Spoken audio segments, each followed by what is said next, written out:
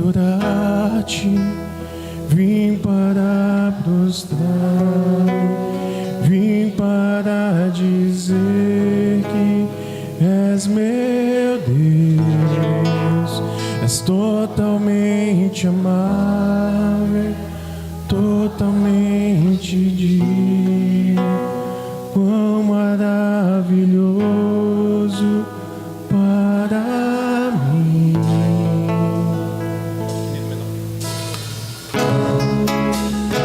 Louvar-te é bem mais do que eu mereço, adorar-te é mais profundo do que eu pensei, servir-te é tudo que eu espero. E o que você mais quer? Fala pra ele.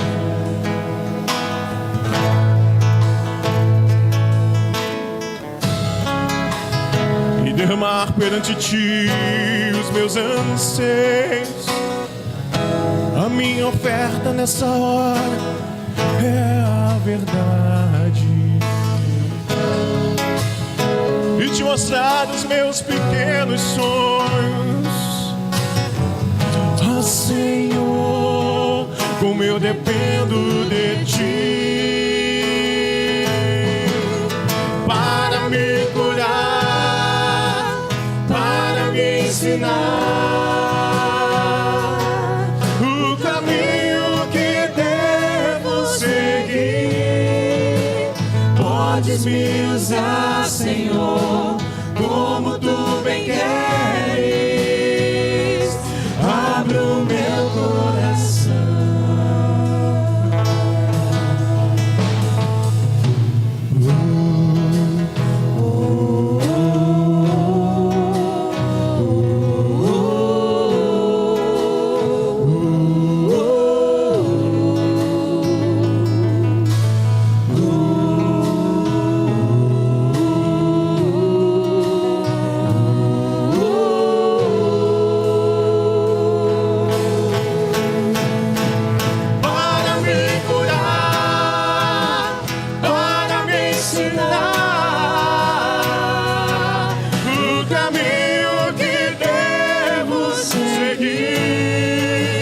Podes me usar, Senhor, como tu bem queres. Abre o meu coração para me curar, para me ensinar o caminho que devo seguir. Podes me usar, Senhor, como tu bem queres. Abre o meu coração. A minha leitura será feita na versão King James, é um pouco diferente talvez da sua. E também nós não projetamos nenhum texto no telão, para você sempre trazer consigo a sua Bíblia. Jonas 1, a partir do verso de número 6. Diz assim o texto: o capitão dirigiu-se a ele e indagou: como consegues ficar dormindo numa hora dessas? Levanta-te agora mesmo e começa a clamar também ao teu Deus. Talvez assim ele se lembre de nós, para que não venhamos todos a perecer. Então os marinheiros chegaram a uma conclusão entre si: vinde e lancemos sortes para saber quem é o responsável por essa desgraça que se abateu sobre nós. E de fato jogaram as sortes, e a sorte caiu sobre Jonas. Imediatamente lhe perguntaram: declara-nos, pois, neste momento, por culpa de quem nos sobreveio essa tragédia? Quem és tu? E qual a tua ocupação? De onde vens? E qual a tua terra? A que povo pertences tu? E Jonas passou a responder-lhes: eu sou hebreu e temo a Yahweh Elohim, o Deus dos céus, que fez o mar e a terra. Então aqueles homens ficaram horrorizados e lhe repreenderam: que é isso que fizeste? porquanto os homens sabiam que ele fugia do Senhor, pois ele já lhes havia contado tudo. Considerando que o mar estava cada vez mais revoltoso, os marinheiros lhe inquiriram: o que devemos fazer contigo, a fim de acalmar esse mar? Diante do que Jonas lhes aconselhou: pegai-me e lançai-me ao mar, e ele haverá de se aquietar, pois sei que esta violenta tempestade caiu sobre vós por minha causa. Contudo, os homens ainda se esforçavam ao máximo para remar de volta à terra, todavia sem sucesso, e o mar ficava cada vez mais tempestuoso. Por isso suplicaram ao Senhor nestes termos: ó Senhor, eis que nós te rogamos, não nos deixes morrer por conta da vida deste homem, e que não nos culpes pelo sangue inocente, porque tu, ó Senhor, fizeste como te aprouve fazer. Então agarraram Jonas e o lançaram ao mar enfurecido, e logo este se acalmou. Assim que notaram que o mar se aquietara, todos os homens adoraram e louvaram o Senhor com grande temor, oferecendo-lhe sacrifícios e fazendo-lhe votos. Entre mentes, o Senhor fez com que um grande peixe engolisse Jonas, e ele ficou dentro desse peixe durante 3 dias e 3 noites. Que o Senhor aplique, meus irmãos, a sua palavra ao nosso coração. Uma frase de Fernando Sabino que eu gosto muito, e ela tem se materializado na minha vida e na vida de muitos. Diz assim: de tudo ficaram 3 coisas: a certeza de que estamos começando, a certeza de que é preciso continuar, e a certeza de que podemos ser interrompidos antes de terminar. Recentemente o mundo inteiro assistiu, e você também provavelmente, ao sepultamento do líder Nelson Mandela.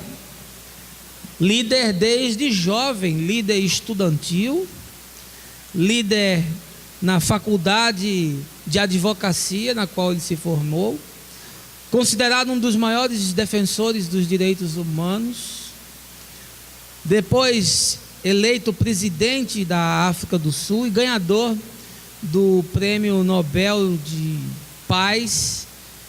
Se tornou para os africanos, sobretudo os negros, como um pai daquele continente.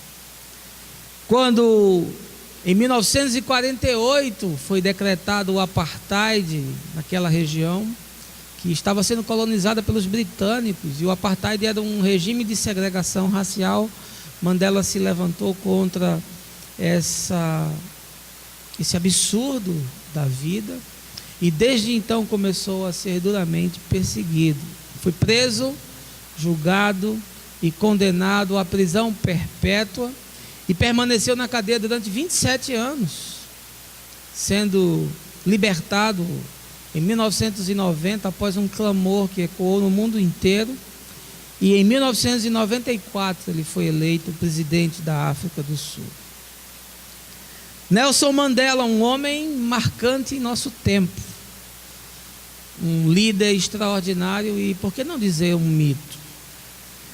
Mas um homem que, num determinado momento da sua vida, teve a sua história interrompida e foi jogado numa prisão sem qualquer expectativa de liberdade. Nelson Mandela, um homem que poderia ter os seus sonhos frustrados. Nelson Mandela, um homem que poderia ter sucumbido ao cerceamento daquilo que nos é mais caro na vida, que é a liberdade. Nelson Mandela, um homem privado de relacionamentos íntimos, um homem que teve na sua vida todas as suas escolhas travadas por conta de uma prisão. Amores, quem sabe, roubados. Uma história partida, paralisada. De fato, às vezes, a vida é interrompida mesmo. E diz a canção da Adriana Calcanhoto, que eu gosto muito: e o meu coração embora, finja fazer 1000 viagens, fica batendo parado naquela estação. Eu tenho encontrado muitos que tiveram as suas vidas interrompidas. Muitos que ficaram sentados nos bancos das estações, à espera de um trem que nunca chega, à espera de ouvir aquele apito e ver a fumaça por trás da curva, mas isso nunca acontece. Vidas que ficaram presas, travadas. E eu queria lhe fazer uma pergunta essa manhã. Você está parado numa estação? Você sente que em algum momento da sua história a sua vida foi interrompida? Você sente que por consequência de algum trauma, de alguma violência, de algum desencanto, de uma desilusão, de um plano que não deu certo, de uma decepção com alguém, você acabou se tornando um prisioneiro da vida? Você ficou preso e continua até hoje nesse vácuo de vida que nem lhe permite avançar e que você sabe que não pode retornar e, portanto, você se encontra enclausurado numa cela que não tem grade. É sobre esse tema que eu queria essa manhã estar compartilhando com você, sobretudo lembrando dessa figura do profeta Jonas, um homem que foi engolido por um monstro do marinho, um profeta de Israel que tem muito a nos ensinar. Mas eu não queria avançar sem convidar você a um momento de oração. Baixe a sua cabeça, feche os seus olhos. Meu Pai, nós nos ajuntamos aqui para ouvir a boa palavra do Senhor. E a Tua palavra é pavês e escudo. A Tua palavra discerne o mais íntimo do nosso ser. Escaneia a nossa alma e prescruta a nossa mente. A Tua palavra nos anima e nos dá a salvação. Portanto, essa manhã, pelo Teu Espírito, fala com o Teu povo, essa gente que se ajunta nesse lugar, e sara os feridos, levanta os caídos, anima os abatidos e fortalece-nos para a Tua boa obra, no nome de Jesus. Amém.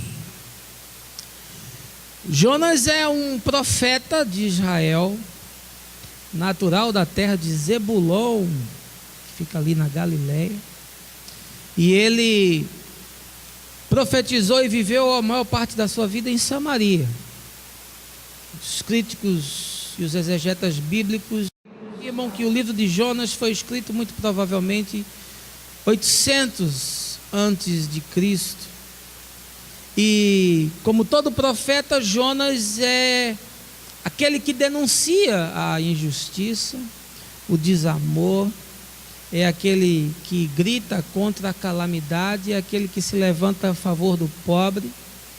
E a denúncia de Jonas é uma denúncia contra um povo poderoso, contra os assírios e, sobretudo, contra a capital da Síria, que é a cidade de Nínive, uma metrópole extraordinária, com cerca de 170 mil habitantes, encravada numa região que é muito difícil. E os ninivitas eram conhecidos por ser um povo muito violento, um povo que fazia barbárie com os seus adversários inimigos.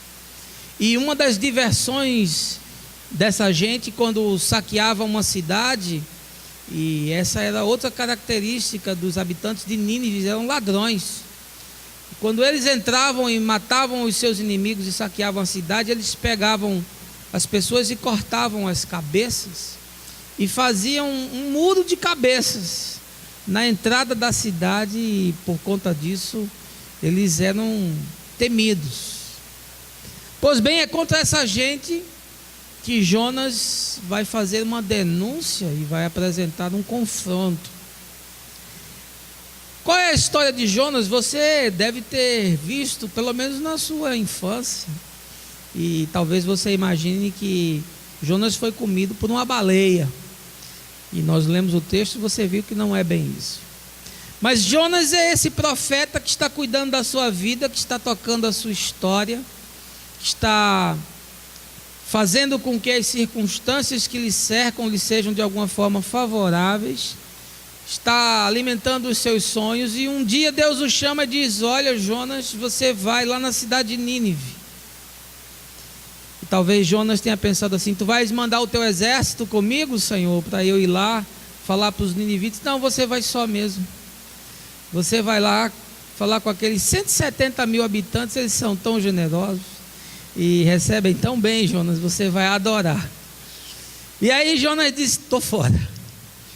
Foi para o porto de Jope, que hoje fica em Tel Aviv, em Jerusalém. E ali do porto de Jope ele pegou um navio e foi para o outro extremo, para a cidade de Tarsis, cerca de 3.500 quilômetros de onde Deus havia o desafiado a estar. Fugido, desesperado, sequer ele podia imaginar ou pensar ou articular nada que o remetesse a Nínive. Mas no meio do caminho, num barco, e os barcos daquele tempo não eram suficientemente seguros como os de hoje, uma tempestade terrível se abateu sobre aqueles que ali estavam, a ponto de que as pessoas entenderam que aquilo era o castigo de algum Deus, e lançaram a sorte para ver quem era aquele que estava trazendo aquela desgraça sobre a embarcação. E aí caiu sobre Jonas. E Jonas já havia dito para as pessoas ali que ele estava fugindo do seu Deus, que o seu Deus o havia comissionado a uma tarefa, mas que ele não se sentia capacitado, nem muito menos motivado, nem encorajado de fazer aquilo. Portanto, ele estava fugindo de Deus. E quando a sorte cai sobre ele, ele diz: olha, o meu Deus foi quem fez tudo, fez os céus, a terra e os mares. Ele disse: olha, então você que está trazendo a desgraça, você que é o Uruca, e nós vamos pegar você e vamos lhe jogar no mar. E o conselho de fazer isso foi do próprio Jonas. Ele disse: olha, vocês querem que isso cesse? Vocês querem ser salvos? Vocês querem ter a vida de vocês preservada? Só tem uma saída: me joguem aí na voragem dessa tempestade e deixem que eu morra, para que vocês escapem. Foi honesto Jonas, e foi isso que eles fizeram. Jogaram o homem lá na voragem do mar, e o texto diz que um grande peixe engoliu Jonas, e que ele esteve 3 dias e 3 noites dentro desse peixe, findo o qual ele foi vomitado numa praia. E depois dessa experiência extraordinária, se determinou a ir até a cidade de Nínive. Jonas foi tão indigesto que o peixe não aguentou e disse: não vou ficar com esse alimento que não me fará bem. Cuspiu Jonas na praia, e aí ele disse: agora eu vou para Nínive. E foi para a cidade de Nínive, e lá ele proclamou a palavra que o Senhor havia dado. E de uma forma surpreendente, impressionante, inimaginável, a cidade inteira se arrependeu. Os habitantes se vestiram de pano de saco e fizeram um jejum e choraram. E até o rei, que havia sido confrontado por aquela verdade, e vendo que aquela gente violenta, aquele povo que era dado à feitiçaria e ao culto de muitos deuses, havia se quebrantado com o confronto de Jonas, que dizia: olha, vocês são gente violenta, vocês são um povo sem misericórdia, sem valores, sem princípios, o amor se apartou de vocês, vocês precisam se arrepender. Quando a cidade viu aquilo, caiu num pranto e buscou a face de Deus. E aí sabe o que aconteceu? Em vez de Jonas se alegrar com isso, em vez dele celebrar isso, e em vez dele perceber e discernir a ação sobrenatural do Senhor, ele se entristeceu e se deprimiu. Olha, Jonas tem muito de crente, viu? Crente, quando vê que uma pessoa que tenha um comportamento ou uma forma diferente da dele está tendo um processo de salvação e de libertação, ele fica agoniado. Ele quer que o sujeito seja serializado. Ele precisa que o indivíduo bote a máscara e a roupa da religião. Mas se ele está tendo uma experiência com Jesus de Nazaré, independente da sua roupa, do seu jeito, da sua tatuagem ou dos seus costumes, o sujeito fica indignado. Ele quer que o indivíduo se torne conforme ele. Por isso que eu digo que se as pessoas chegarem no céu e virem que aqueles que eles o condenaram na terra foram abraçados e recebidos pelo Pai, vão ficar indignados.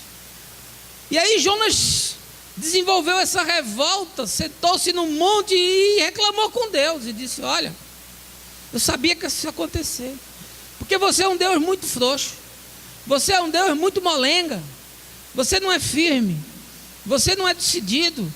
Você disse para eu ir lá que em 40 dias aquela cidade não se converter, você ia destruir como você fez com Sodoma, com Gomorra, mas você não consegue ver um pecador arrependido. Você não consegue lidar com alguém que está com seu espírito quebrantado. Você não suporta aquele que olha para dentro e se enxerga. E olha aí o que é que está feito agora, essa gente todinha convertida. O que eu vou fazer com esse povo? Eles não são da linhagem de Israel, eles não têm DNA sagrado. O que a gente faz com essa gente? E se deprimiu e disse: eu quero morrer. E aí o livro conta que cresceu uma árvore, essa árvore fez uma sombra e soprou um vento gostoso, e aí Jonas disse que isso é uma bênção. E aí ficou ali naquele torpor, ficou ali naquele soninho gostoso e se alegrou muito por conta daquilo. Aí quando foi no dia seguinte, veio um verme, uma largata, que chegou na planta e começou a comer a planta, e a planta morreu. E aí o sol bateu novamente na cabeça de Jonas, ele ficou naquele calor que está fazendo agora lá no Rio, 40 graus, meus irmãos. E lá em Juazeiro do Norte parece que o capeta fica assim, ó. Porque o lugar é uma bênção, mas o calor é insuportável. E aí Jonas naquele calor falou: eu quero morrer, não quero mais viver não. Aí Deus lhe falou assim: olha aí, você acha que isso é razoável? Se eu estou muito desesperado, eu estou muito inquieto, eu estou muito abusado porque a minha planta morreu. E aí Deus falou: olha, você está assim por causa de uma planta que nasceu ontem e morreu hoje. Você não plantou, você não regou, você não cuidou, e você está assim, e não teria eu misericórdia e compaixão da grande cidade de Nínive, na qual existem mais de 120 mil pessoas. E deu uma lição tremenda a Jonas. Jonas era um homem com as suas convicções. Jonas era um homem com as suas paixões. Jonas era um homem que estava tocando a sua vida, mas de repente ele se viu na voragem do mar. De repente ele se viu alçado ao absurdo. Porque eu quero que você abstraia um pouco a questão do peixe. Para mim o texto de Jonas fala muito mais de uma alegoria do que de um fato concreto. Mas isso não torna a Bíblia menos Bíblia e não torna Deus menos Deus. Porque estar no ventre de um peixe é estar no absurdo. Estar no ventre de um peixe é ter a vida interrompida. Estar no ventre de um peixe é estar cerceado de toda e qualquer possibilidade, é estar privado de tudo, é estar numa prisão. E esse era o estado de Jonas. A sua vida parou e ele ficou sem alternativas. E essa manhã eu queria lhe fazer uma pergunta, meu irmão, minha irmã, você que está nos assistindo. A sua vida parou aonde? Qual foi a tragédia que engoliu você? Qual foi a circunstância que caiu sobre você como tempestade? Qual foram as águas que te afogaram? Desde quando você está à deriva? Desde quando você se tornou um náufrago da vida? Na solidão dos seus dias, amargando levantar, sem abraçar e acolher aquilo que é servido no banquete de cada dia. Aonde foi? E talvez a pergunta que você carregue aí com você é: como é que eu saio disso? Como é que eu me liberto disso? Como é que eu rompo isso? O que é que pode ser feito para me resgatar do ventre desse peixe, desse absurdo no qual a vida às vezes é lançada? Como é que eu escapo dessa circunstância que acabou se engendrando contra mim? Como é que eu me encontro de novo com alegria, com a paz? Como é que eu me torno corajoso para encarar os desafios da vida? Eu queria lhe dar algumas lições do profeta Jonas. E nós vamos utilizar a escritura. Se você quiser acompanhar, você pode estar aí lendo os textos que nós vamos sugerir. A primeira coisa que eu quero lhe dizer: se você está com a sua vida interrompida, se você se sente esse prisioneiro, é que fossos existenciais são gerados pela fuga e são mantidos pela dor. Veja aí, capítulo 1, verso 3. Nós vamos passear um pouquinho pelo livro de Jonas. Capítulo 1, verso 3 diz assim: entretanto Jonas decidiu fugir da presença do Senhor e partiu na direção de Tarsis. Descendo para a cidade de Jope, ou seja, Formosa, encontrou um navio pronto a zarpar para Tarsis. Pagou a passagem e embarcou nele a fim de ir para a cidade de Tarsis, tentando escapar da presença do Senhor. Você quer saber o que prende as pessoas em masmorras imateriais? Você quer saber o que prende as pessoas numa estação na qual o trem nunca passa e a vida nunca segue? As pessoas são retidas por conta do medo. E Jonas, que tocava a sua vidinha, que já tinha ali as suas escolhas prontas, que já carregava os seus conceitos e as suas opiniões pré-formadas, que vivia talvez a mesmice dos dias, recebe um desafio, recebe um chamado, recebe uma orientação para ir à grande cidade de Nínive. E aí ele se apavora. Aí ele entra em pânico. Ele vê aquele chamado como uma sentença de morte. Ele começa a pensar no que são os ninivitas. Ele começa a imaginar que outros foram enviados àquele lugar e foram mortos. Ele começa a lembrar de como eles tratam o estrangeiro e o inimigo. E ele entra em pânico e foge. Pega o navio, vai para o outro extremo, paga a passagem e vai tentar se esconder dos olhos de Deus. Você quer saber o que é que prende as pessoas naquela estação? A fuga. Nós somos uma geração que foge de tudo. Nós precisamos de ansiolítico para suportar a realidade. Nós precisamos de atenuantes existenciais. Nós precisamos de amortecedores. Nós não conseguimos lidar com os fatos que são pertinentes à vida. Nós evitamos tudo que nos gere qualquer constrangimento. Nós precisamos de conforto o tempo inteiro. Nós nos evadimos de situações que são difíceis, nós não nos confrontamos com o problema, nós não gostamos de encarar dificuldades, nós não gostamos de lidar com o inusitado, fugimos de tudo, fugimos de todos e fugimos de nós mesmos, e mais que desgraçadamente nós fugimos de Deus. Nós pegamos o navio e vamos para Tarsis, e a fuga é um poderoso alucinógeno que nos trancafia numa prisão que não tem grade. Nós somos essa geração que não vai ao hospital, que a gente não gosta de ter contato com o doente, com a dor, com os enlutados. A gente não gosta de ir a funeral porque tem gente chorando e a gente está vendo ali a tragédia humana. O sábio diz para a gente ir na casa do luto, mas nós só queremos ir na casa da festa. Nós não queremos um doente terminal próximo a nós, porque aquilo nos deprime, nos esmaga.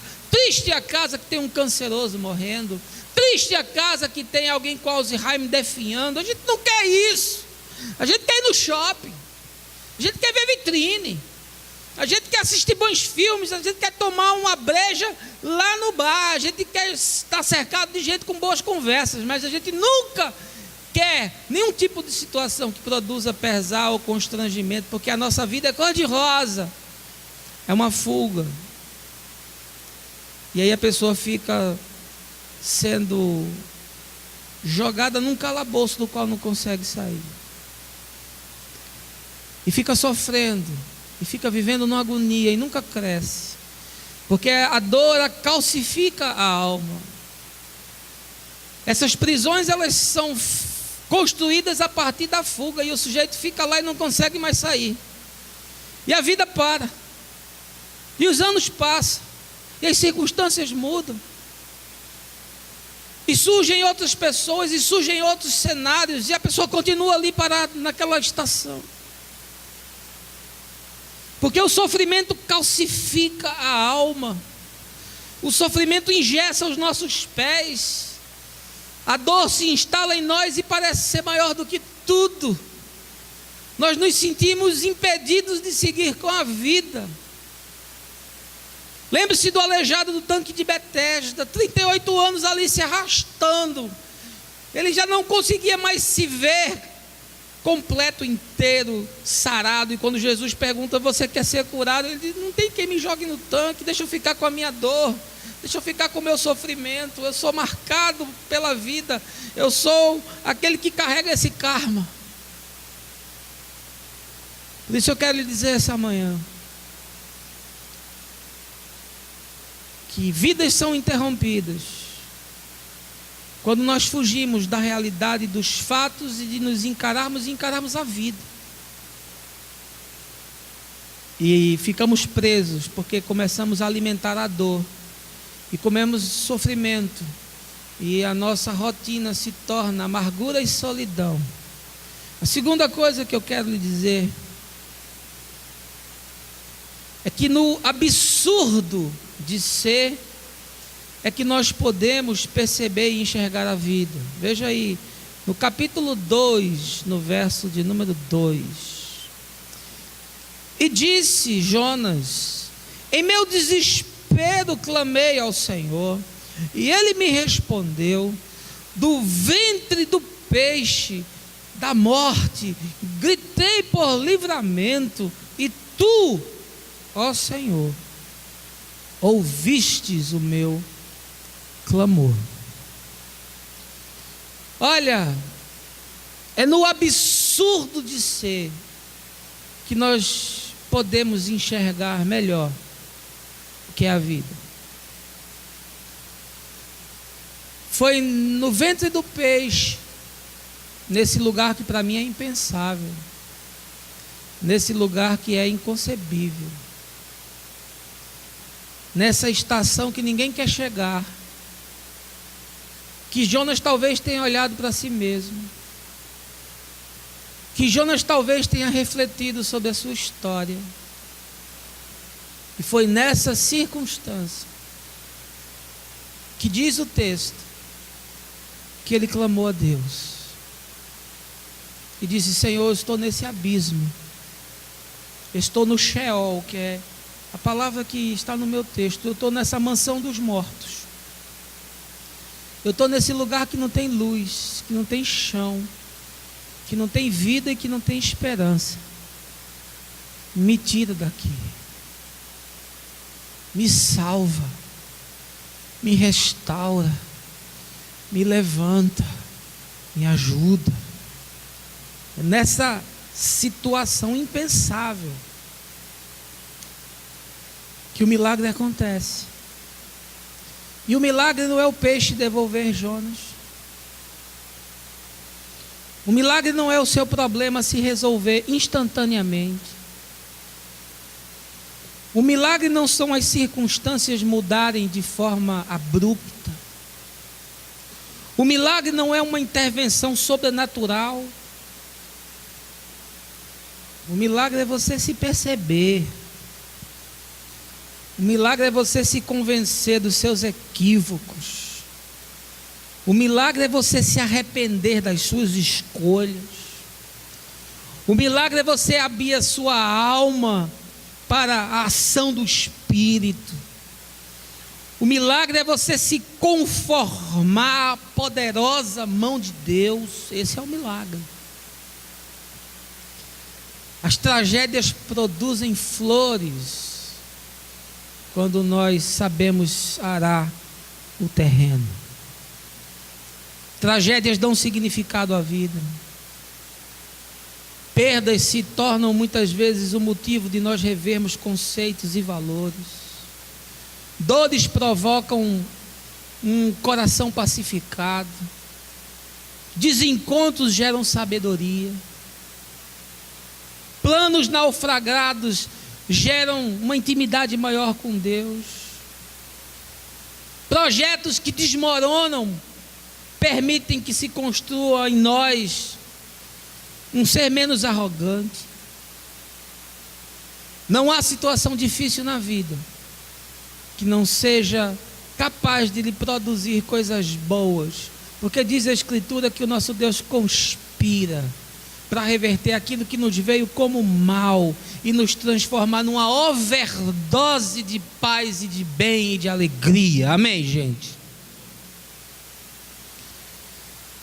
É nesse absurdo que as coisas acontecem e nós enxergamos a vida como ela é. Agora, esse tempo do absurdo, ele não é cronológico, ele é existencial. Para Mandela talvez tenham sido 30 anos, mas para Jonas foram 3 dias. Esse tempo não é medido de forma cronológica. A vida, quando fica interrompida, ela pode ser interrompida por 3 dias, por 3 meses, por 3 anos ou por 30 anos. Às vezes isso acontece porque nós somos privados da liberdade, que é uma opressão que vem do outro. É uma imposição que está para além da nossa capacidade de fuga. Mas não raras vezes, e eu diria até na maioria delas, esse exílio é provocado por nós mesmos. Nós é quem atamos as correntes aos pés e os grilhões de bronze que nos prendem no lugar. E ficamos parados. E a vida continua passando e o sujeito continua parado, sofrendo, amargando uma aridez no ser, sendo carcomido por lembranças, por hipóteses. Ah, se tivesse sido assim. Ah, se eu tivesse escolhido desse jeito.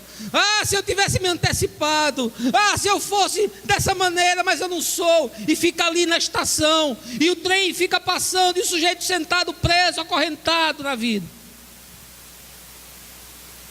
E aí vem a depressão. Aí vem os sentimentos que são debilitantes. Aí a alma começa a inflamar. E o sujeito enferma. E fica ali parado. Não se move. Não entende que é aquele absurdo que pode provocar a grande mudança. O tempo não é cronológico, é existencial. Ele não é medido em horas, ele é medido em estações. Quanto tempo você vai ficar preso no ventre do peixe? Mas é necessário você ficar nessa masmorra, nessa prisão, nessa escuridão. 3 dias, 3 meses, 3 anos. Eu encontro pessoas que me dizem: eu estou vivendo assim há 10 anos. Pastor, eu estou sofrendo com isso faz 8 anos. Pastor, eu estou nessa angústia faz 15 anos. Pastor, eu estou me arrastando na vida faz 5 anos. Até quando eu vou ficar assim? Saia do ventre do peixe, porque é no absurdo de ser que a gente consegue enxergar a vida. Foi naquele absurdo que Jonas lembrou de Deus. Foi no absurdo e no desespero que ele clama e afirma: foi nessa situação extrema, Senhor, que tu ouvistes da minha voz e atendestes ao meu clamor, e fostes solidário com a minha dor, e me consolastes no meu gemido. Amém, queridos? Em terceiro lugar, eu quero lhe dizer que o caminho de Nínive é o desafio de todo aquele que ama o Evangelho. Veja aí, capítulo 3, verso de número 4. Diz assim: Jonas entrou na cidade e caminhou por ela por um dia inteiro, proclamando: eis que daqui a 40 dias Nínive será destruída. Olha, para andar em Nínive o cara tem que ter coragem.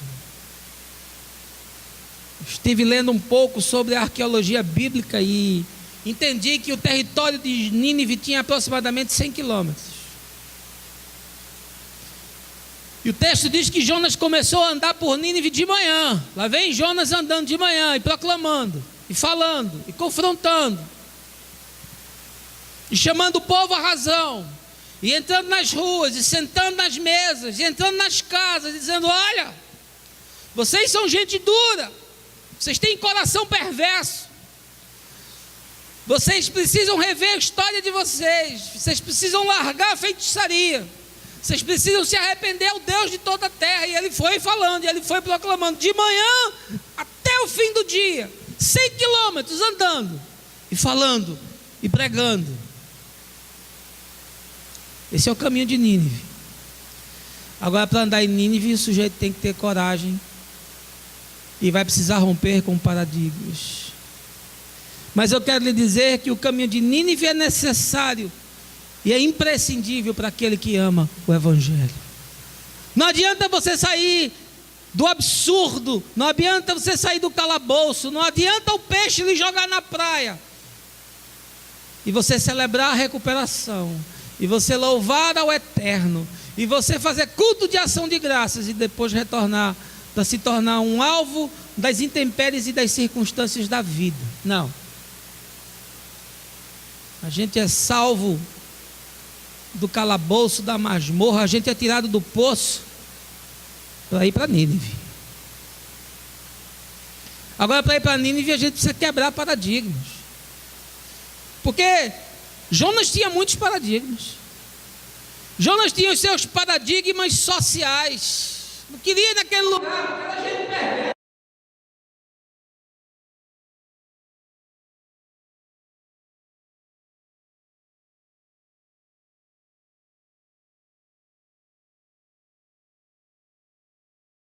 Era gente perversa, porque era gente suja, porque era gente que roubava, porque era gente que vivia com valores distorcidos, porque era gente entregue à feitiçaria, porque era um povo pagão, porque era um povo que cultuava e idolatrava muitos deuses. Ele disse: eu não quero me misturar com essa gente. E mais, eu sou da linhagem de Israel, eu sou desse povo que já está salvo. Por que Deus quer salvar essa gente? Esse povo tem que perecer. Por que não manda logo fogo e não destrói tudo? São os discípulos aconselhando Jesus a destruir Samaria. Samaria não quer te receber, não, Senhor, manda fogo do céu. Quer que a gente ore? A gente mesmo ora e destrói tudo. Porque quem não quiser te aceitar é para ser destruído. Porque quem não quiser se vestir igual a gente tem que ser destruído. Porque quem não quiser andar como a gente tem que ser morto. porque quem não quiser falar como a gente fala, não deve ser aceito. Vamos fechar a porta para o gay, vamos deixar que ninguém entre, fique só gente que se parece com crente aqui. Não pode entrar um tatuado, não pode entrar uma pessoa diferente, um hippie não pode entrar aqui, um nerd não pode entrar aqui, um gótico não deve sentar aqui, porque ele é diferente. E Deus veio só para gente, que a gente anda assim, todo igualzinho, todo bonitinho, todo certinho. Olha, meu irmão, quem não fizer o caminho de Nínive, não pode dizer que ama o Evangelho. Jonas tinha as suas questões, as suas convicções, as suas teologias. Eu não creio assim, eu não penso assim, não estudei dessa forma, não foi assim que o pastor me disse, não foi assim que o professor me mostrou. Era Jonas, calcado nas suas questiúnculos e nos seus achismos. Mas quando ele se viu no absurdo, se enxergou e se percebeu, quando ele discerniu quem era, quando ele teve a coragem de olhar para dentro e clamou do absurdo da existência ao Deus de toda a terra, ele saiu e disse: eu vou para Nínive. E eu quero lhe dizer essa verdade essa manhã: saia por aquela porta e vá para a Nínive da sua vida e se depare com os doentes, os caídos, os desconformes, os irados, os aloprados, os diferentes, e diga para eles que Deus os ama, que Deus os chama à reconciliação, que Deus tem para eles uma vida e um viver renovador e diferente. Amém, meus irmãos? Porque a cura só se materializa no caminho. Eu creio que Jonas só foi curado quando ele começou a andar por Nínive. É isso que me fala o Evangelho, quando Jesus manda os leprosos irem se apresentar ao sacerdote. Ele poderia ter curado ali, mas ele quis dar uma lição. Ele disse: não, vocês vão e se apresentem ao sacerdote. E o sacerdote é esse intermediário. O sacerdote é esse que avalia, é esse que baliza, é esse quem diz quem é e quem não é, quem entra e quem não entra. O sacerdote é o pajé dos crentes. O sacerdote é o babalorixá da religião, é o sujeito que se põe entre a divindade e o homem caído. E enquanto eles andavam, começaram a ser curados. E com isso Jesus nos ensina que toda a cura de Deus brota enquanto a gente caminha. Amém? Por isso você precisa se levantar e se pôr no caminho. Ah, pastor, eu estou assim há 10 anos, então se levante e se ponha no caminho. Aí a pessoa levanta, sai daqui, uma palavra boa, uma palavra de ânimo, de exortação, ele sai daqui, aleluia. Quando é amanhã, ele começa tudo de novo.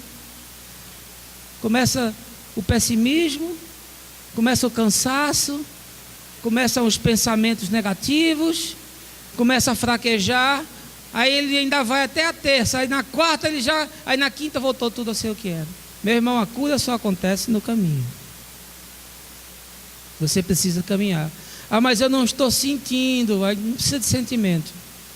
Nós não somos aqueles que vivem pelo que sentem, mas nós vivemos por aquilo que nós cremos. Sentindo ou não sentindo, eu vou caminhar, porque eu não quero mais ficar parado naquela estação. Eu não quero mais ter a minha vida interrompida. Eu quero retomar e quero dar sequência, porque a cura vem no caminho. Se você ama o Evangelho, você tem que botar os pés em Nínive e tem que andar e proclamar e anunciar e confrontar e exortar e ensinar e acolher os ninivitas da vida, porque se você fizer isso, o milagre de Deus vai convencê-los da salvação e eles vão adorar ao Deus de toda a terra, aleluia. Em quarto lugar, meu irmão, eu quero lhe dizer que a pior forma de prisão é aquela que prende você dentro de você mesmo. Veja aí, capítulo 4, verso de número 3. Diz Jonas: ó Senhor, agora portanto tira a minha vida, eu te rogo, afinal é para mim melhor morrer do que seguir vivendo. Ah, Ah, como eu encontro Jonas na minha vida. Pessoa chega e conta a sua dor, e me fala da sua história, e desenha a sua tragédia, e enumera a arquitetura do seu drama, e me fala do desenho da sua história. E aí você vê que realmente foi uma circunstância difícil, foi uma perda dolorosa, foi algo que surpreendeu, foi um amor roubado, foi um amigo que traiu, foi uma doença que se abateu, foi uma construção e um castelo que desmoronou, e a pessoa fica presa naquele calabouço, fica vivendo naquele labirinto, e a única coisa que ele sabe fazer é chorar, é reclamar, é se maldizer, é culpar o outro, é culpar a sua história, é culpar os seus pais, é culpar a vida, é dizer que Deus não lhe foi favorável, é dizer que não teve sorte, é dizer que o monstro é muito grande, é dizer que o peixe me engoliu, é dizer, a tempestade me naufragou, eu fiquei à deriva, e fica nisso, e se torna Jonas, porque a insatisfação de Jonas é fruto do seu egoísmo, de achar que os ninivitas não deveriam ser salvos, quando Deus age de forma sobrenatural e tremenda, e os ninivitas se arrependem ao confronto. Ele diz, eu sabia que você é um Deus muito molenga, agora você vai abençoar essa gente, vai salvar, vai restaurar, e eu estou de mal de Deus, briguei, quero não, faz biquinho. São os achismos de Jonas, são as convicções de Jonas. Sabe o que prende você, meu irmão? É isso. São as suas convicções frágeis, são as suas suposições tolas, são os seus achismos que você não pode mudar, você não pode ver de uma outra forma, você não consegue olhar por outro ângulo, por outro prisma. Você foi condicionado a ser um ratinho de igreja. Você é um experimento de Skinner cristão, condicionado. Tem pastor que é behaviorista por excelência, gosta de domesticar a igreja. São as minhas ovelhas. Aí bota uma venda e o cara não consegue ver outra coisa, mas está ali preso. A prisão de Jonas era ele mesmo, era o seu temperamento, era o seu caráter, era a sua história. Mas é necessário uma persistência para romper com isso, porque o seu problema não vai desaparecer de hoje para amanhã, não. O seu caráter não vai ser transformado de hoje para amanhã, não. A circunstância na qual você se viu aprisionado não se altera de hoje para amanhã, não. É um processo, você precisa persistir nisso. E aí Jonas foi, sentou-se num monte, ficou olhando para Nínive. O povo lá se rasgando, o povo lá chorando, o povo lá se quebrantando, o povo lá, poxa, não tem ninguém aqui que nos assista, não tem um pregador de Israel que vem aqui sentar conosco, nos consolar, e falar da misericórdia de Deus que se renova, e nos falar da graça de Deus que nos acolhe, e nos falar do perdão de Deus que nos cura. Onde está?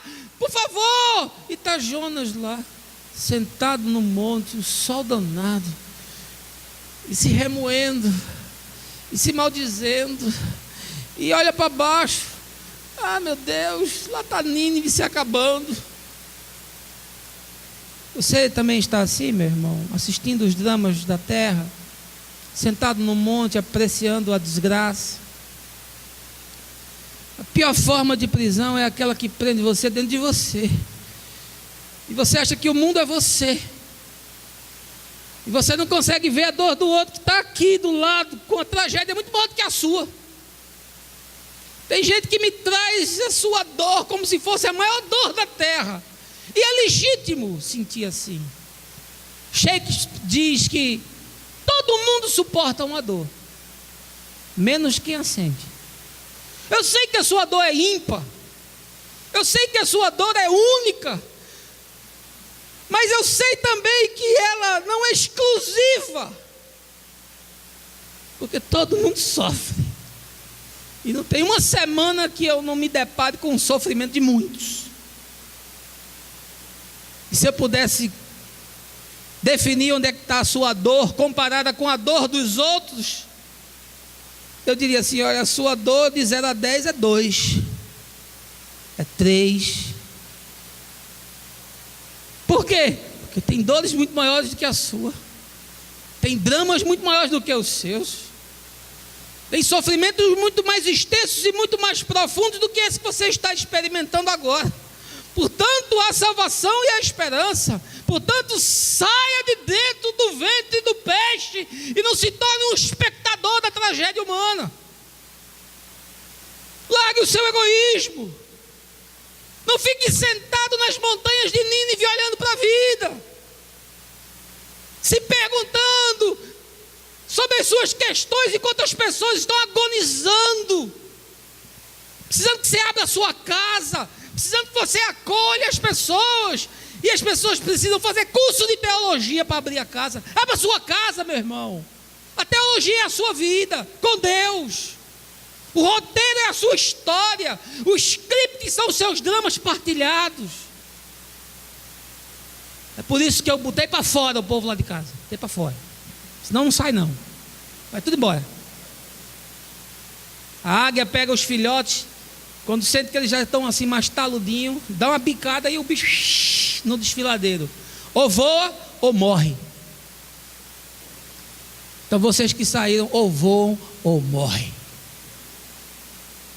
Abra a sua casa, Adilson, Luci, pode abrir.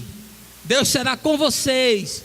Se quiserem esperar mais um tempo e se fortalecerem mais, amém. Mas abram.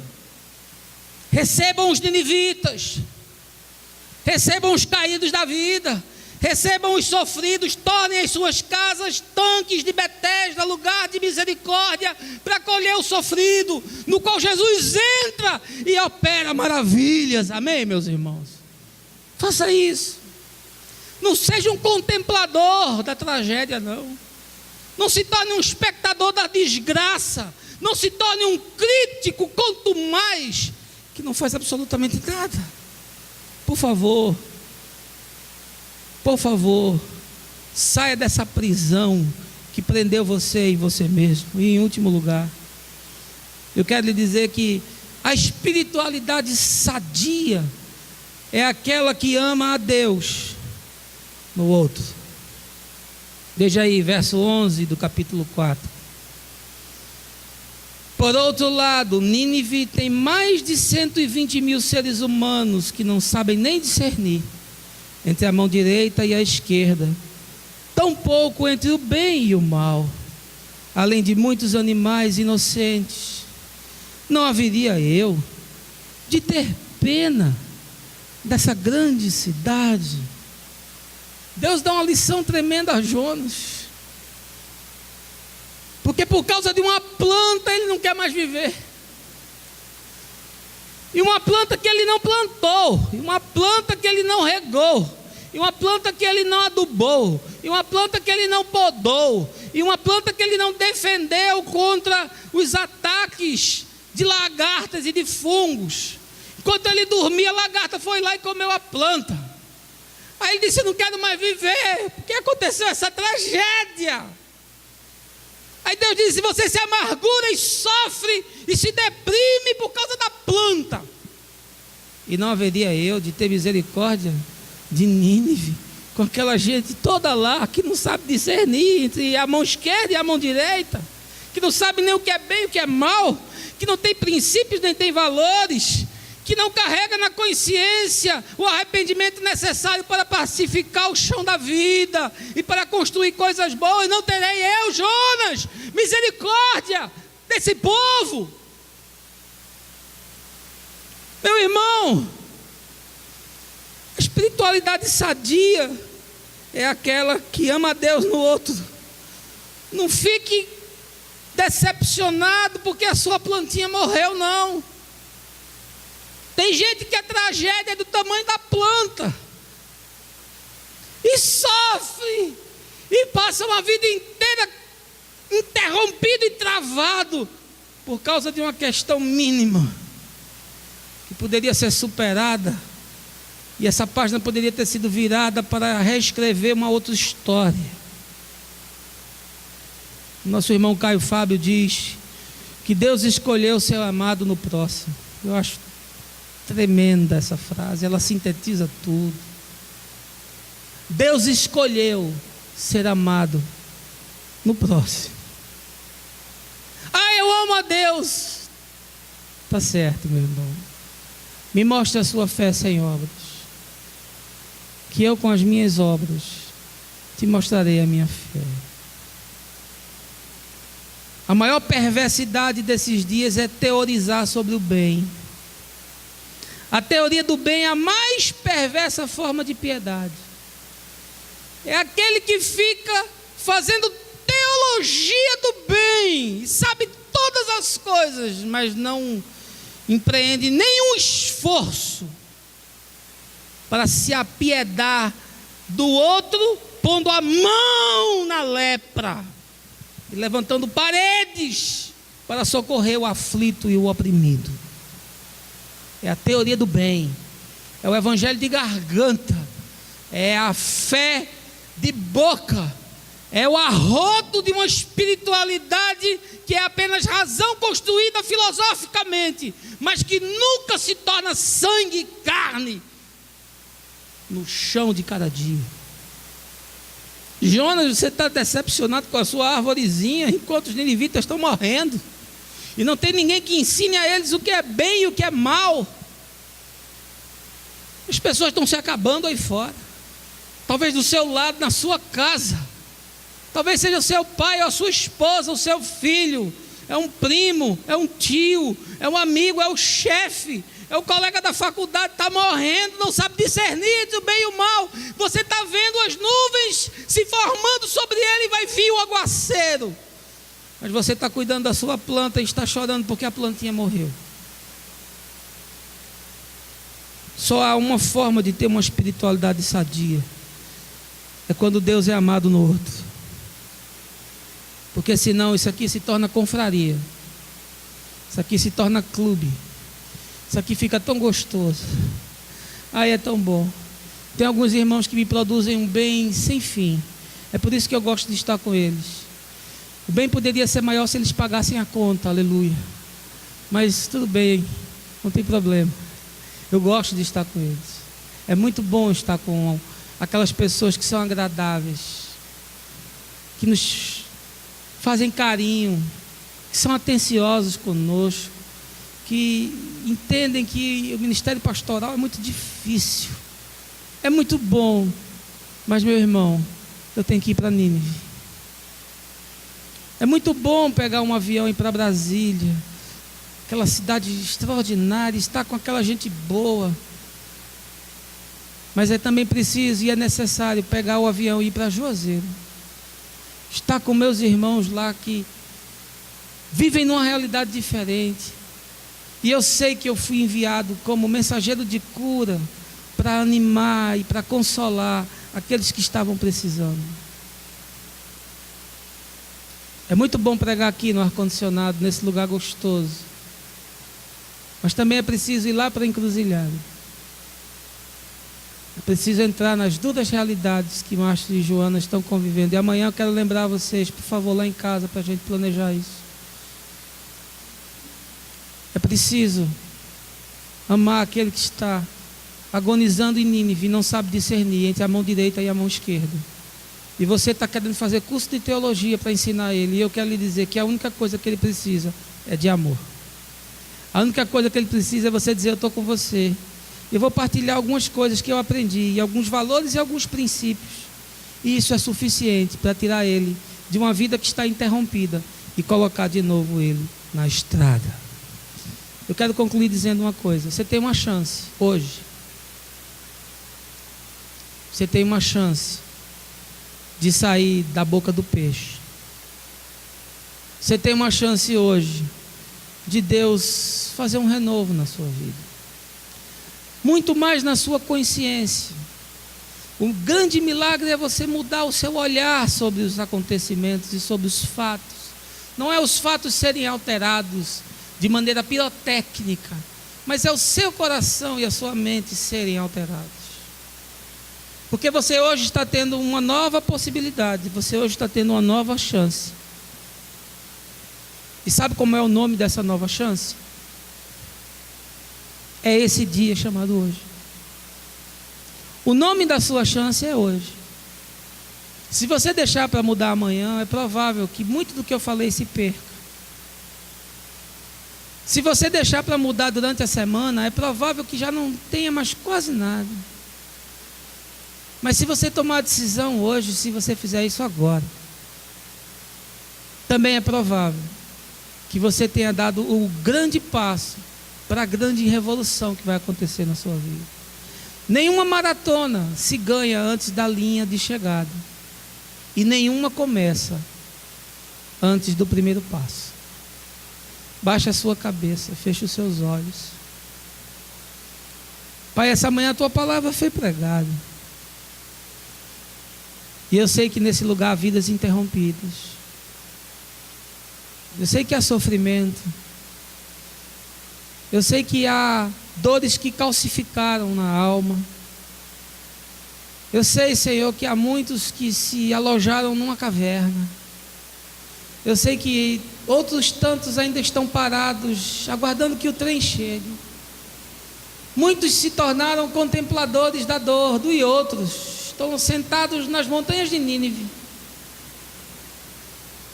Nós vivemos dias tão difíceis, e reconhecer a nossa enfermidade é o primeiro passo para a cura. Foi do absurdo que Jonas olhou para si mesmo e clamou para Deus.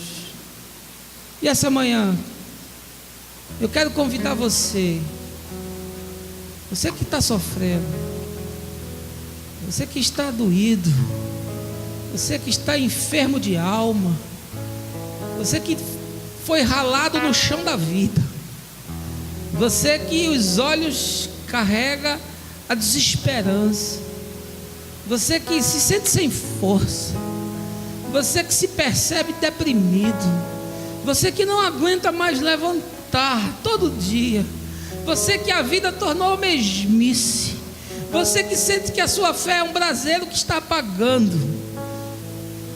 Hoje é o dia sobremodo oportuno. Hoje é o dia da salvação. Se você quiser, por favor, nós estamos em família. Levante do seu lugar, venha até aqui à frente, e eu estarei com você, e nós estaremos com o Senhor, e oraremos uns pelos outros, e seremos curados. Venha agora, eu quero orar por você. Amém, querido. Amém, amém. Venha. Amém, que bom, que bom. Venha, não tenha vergonha. Venha que Deus vai agir. Venha que a salvação vai brotar. Venha, venha, eu quero orar por você, eu quero estar com você. Se achegue. Fique aqui, cerque esse lugar. Fique o mais próximo que você puder aqui de mim. Enquanto nós cantamos esse cântico, que Deus te ama, e o seu amor, Ele é incondicional, Ele supera tudo, e Ele resgata aquele que está dentro do peixe, no intangível da vida e no absurdo do ser, para colocá-lo firmado numa rocha, para colocá-lo firme sobre o monte de Sião. Vamos cantar, em seguida nós oramos. Mesmo sendo assim, pobre pecador, Deus me ama.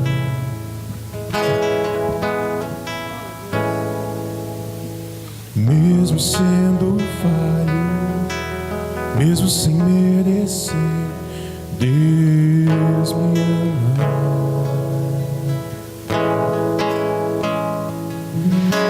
Se estou forte, se eu estou de pé, Deus me ama.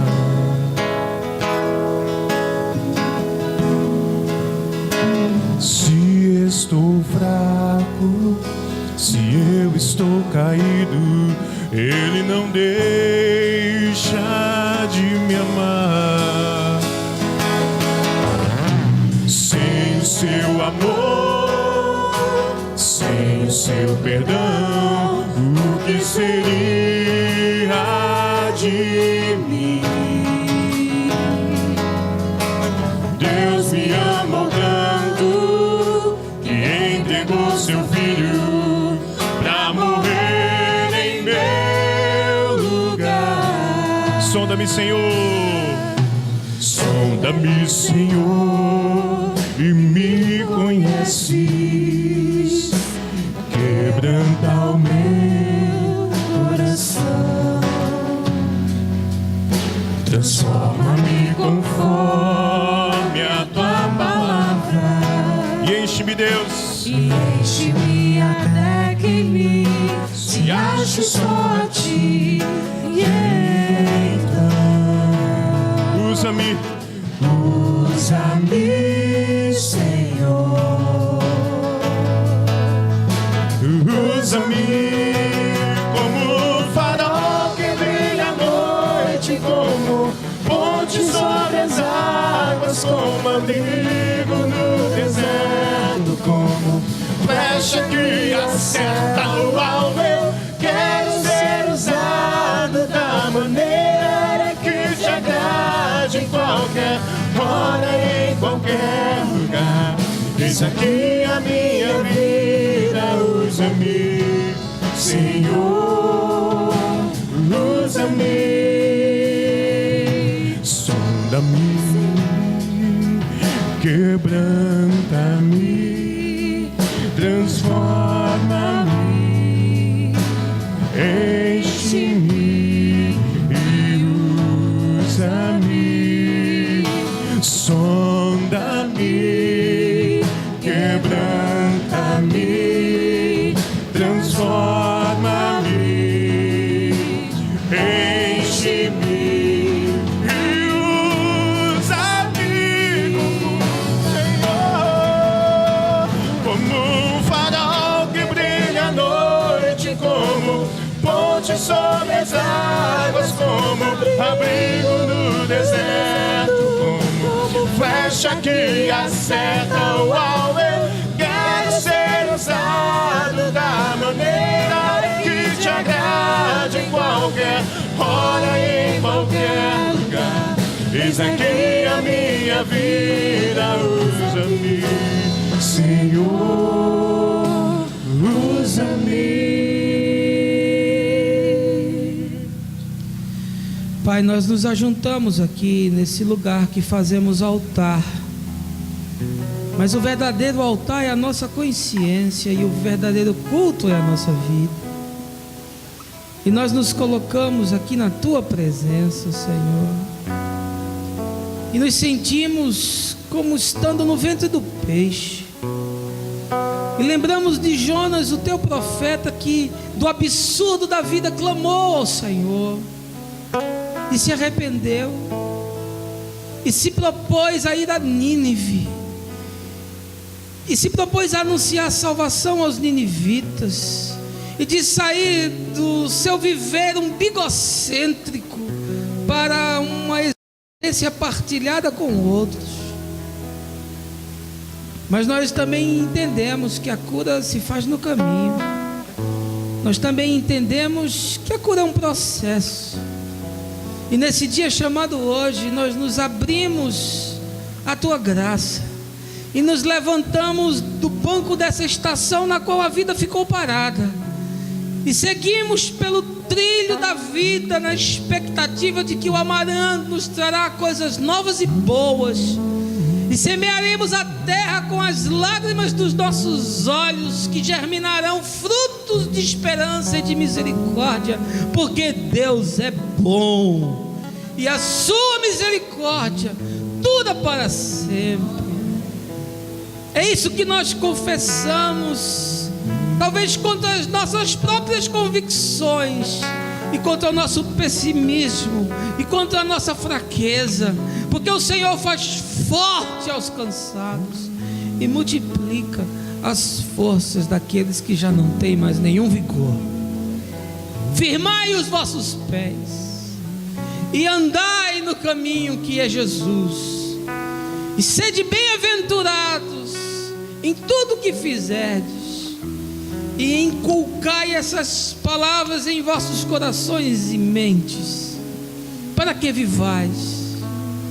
Recebei essa manhã o perdão de Deus, que cai como orvalho de Hermon, e que molha a relva da vossa alma, para produzir esperança. E sede agradecidos no Senhor. Nós te oramos, Pai, no nome de Jesus. Amém. Deus abençoe vocês, meus irmãos. Podem voltar para os seus lugares.